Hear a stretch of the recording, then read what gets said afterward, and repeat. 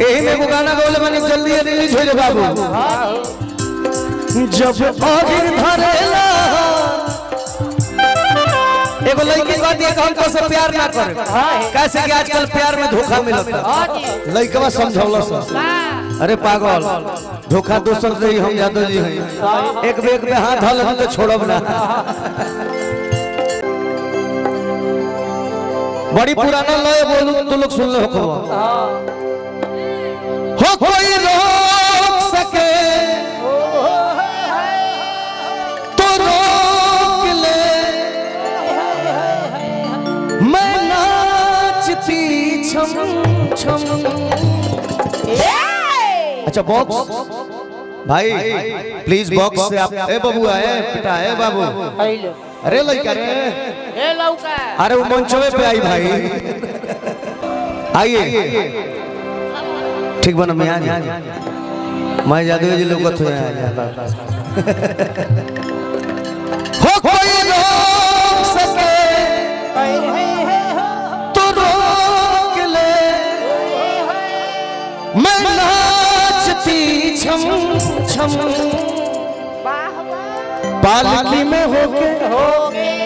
सवार चली रे, मैं तो अपने साजन के द्वार।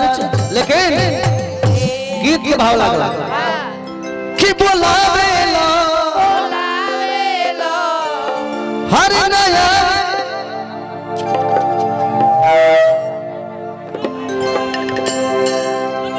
अब बैठाई पीछे कुर्सी पे। अच्छा जे खड़ा बा कुर्सी पे बैठ जाओ, जे खड़ा बा कुर्सी पे बैठ जाओ और पीछे लोग के लौका देखे कि ऐसे जे करबा नदानी रजऊ तदई दे हम लीज पा जवानी रा। चल बाबू कि बोलावेला नया वेला बोलावेला नया वेला खाली रातों दिन तड़पावेला। चलत रहता अरे ऐसे जे करबा अरे ऐसे जे करबा नदानी रजऊ दे दे हम लीज पा जवानी।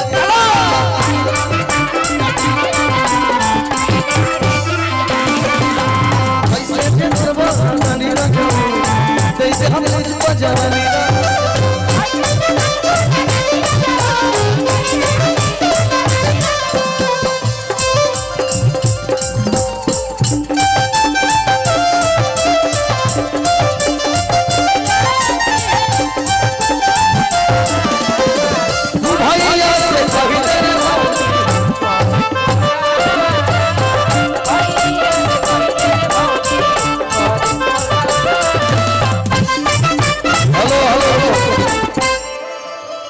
हम तो कह देनी खाली करे के, अब रोगा कह दे बताओ अच्छा गार्जियन बोलिए हम कह देनी भैया तेरी खाली कर लो पीछे बैठ जाओ कुर्सी खाली बा कोई बैठे के मान में नहीं खे बनाई तो बिगड़ जाइए जैसे बा लोग ठीक बने कोनो दिक्कत नहीं खे वो बराती लोग को बैठाए। अगर ज्यादा बनाया जाएगा तो लोग फिर चले जाएंगे तो फिर कार्यक्रम है किसके ठीक बा हाला बैठ के ना देख पहले नौजवान भाई बैठी लो खड़ा हेलो आप लोग अगर जेकरा सक्षम को पीछे बैठ सकेला पीछे बहुत सारा कुर्सी खाली है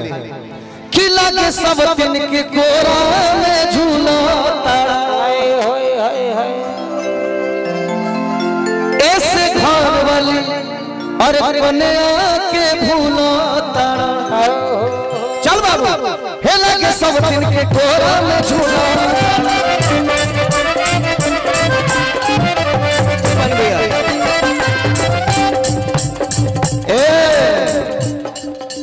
कटबो जे बहर में चानी रजऊ हिला हिला हिला कटबो जे बहर में चानी रजऊ दे दे हम लीज पर जवानी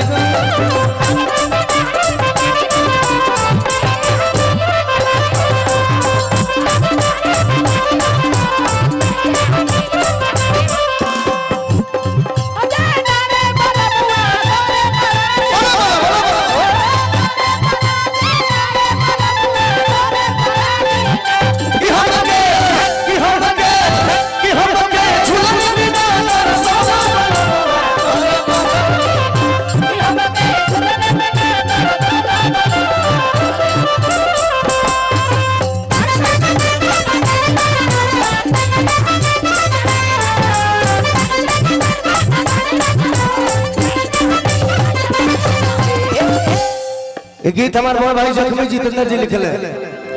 कि ये जख्मी अरे जितेंद्र की न फाइनल करो हे न तो चंदन के नाम अपन चैनल करो कि ये जख्मी जितेंद्र की न फाइनल करो न तो चंदन के नाम अपन चैनल करो बहुत बहुत पुरस्कार हमारे चाचा के तरफ से आशीर्वाद मिल रहा बा और तमाम कलाकार के भी स्वागत अभिनंदन यहाँ के तरफ से शानदार भाई